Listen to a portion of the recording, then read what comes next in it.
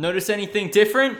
Well, Invincible's animation quality dropped on a major level, and nobody seemed to notice. But what's especially strange is that this drop in quality happened in between the release of Season 2's teaser trailer and the actual show. So what happened? Why is the trailer's animation so much better than the finished product? Let's start by saying Invincible begun as an anomaly. Wow, like from Spider-Verse. Well-written adult action cartoons just didn't exist, which meant investing millions of dollars into this type of show could have been super risky. It wasn't a proven moneymaker. It was a miracle it even got made. Limitations in budget were kind of obvious. It looked like a straight-to-digital DC animated movie. Sometimes the camera would conveniently not include the character's mouth, so they wouldn't have to animate it. Sometimes the characters just don't even move when they're flying, like they don't hover or just, you know, anything. The backgrounds are pretty flat and don't blend super well with the characters. There's barely any principles of animation. There's just no follow-through or squash in or out. It's rough, but that's okay. They worked with what they had, and they still made something that touched millions of people on an emotional level. So, the logical step for Amazon is to up the budget for the next season, right?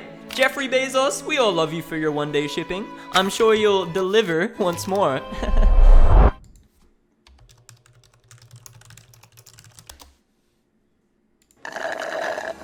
Oh my god, this answers every concern I had and more. These characters are merely talking, yet they're so full of life. The animation was buttery smooth. The colors popped. The lighting was made more natural, less flat, tying the characters into the world all the more naturally. The screen wobbled around as if it was filmed by a handheld camera. There was so much life in the characters down to the smallest size. This show obviously made Amazon a ton of profit, so they were ready to double down on the budget and deliver something truly amazing. At least, that's what we thought. The show released, and I knew something was off. But hey, the teaser released so long ago, maybe I was misremembering how good it looked. But then Mark and Cecil went to a diner, and it hit me. This is not the same animation style. It couldn't be. Maybe this animation was better than Season 1, but it still had that pesky straight-to-digital DC animated movie vibe I was talking about. So why did they make such a silky smooth 3-minute teaser only to revert back to that mid-ass style from Season 1? My research for answers took me to Reddit, which usually would be worrying, but surprisingly, someone offered up some crazy serious good wisdom. The comment reads, "One's a teaser and would have been knocked out by a production house, hired to make the ad with a team, under a lot less stress with a short specific vision in mind." You know, I'm inclined to believe this guy, as I found out Invincible is no stranger to switching animation studios. Seasons 1 and 2 are animated by entirely different companies, Mavin Image and NE4U respectively, both of which have primarily worked on straight-to-digital DC animated movies.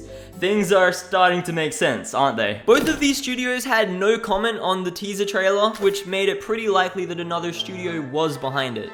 But who? The animation director for the Invincible teaser is none other than Balak himself. If you know, then you know. If you know, then you know. Ah, nuts! I know now. And I will now tell you. Balak's filmography is entirely adult cartoons, including a show called... Anyhow, I found out that the talented artists and animators behind Peep Who Do and the Super Friends turned out to be a Paris-based studio called Bobby Pills. At first, I gotta tell you, it wasn't looking good for old Lil Quaser. The Bobby Pills website was made up of entirely PNGs of cartoon cats with massive breasts, and any information I did find was in French. I lost hope, but I persisted. Hours later, dying, I ended up on their LinkedIn. A spark. A glimmer of energy jolted through my body, for what I had seen was not another furry type naked screen grab of two animals giving each other the sexy eyes. It was a screen grab of the teaser trailer of Invincible. There was some kind of caption in French, but since I had been scrolling for hours at this point, I was fluent.